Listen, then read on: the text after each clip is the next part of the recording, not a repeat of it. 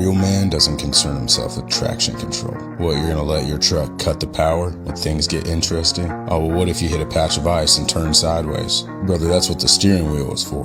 Okay, let me drive. That little button is for people who don't know what to do when their truck gets sideways. What, you think that's a threat? Men do that for fun. If I'm out driving and at one point I'm not sideways, then I'm doing something wrong. Us guys will go out of our way to put ourselves sideways, okay? It's called drifting. You heard of it? Probably not. I probably can't do that in your little electric car. Us real men are doing that for the love of the game, okay? It's not an emergency or a life or death situation for us. It's called nirvana.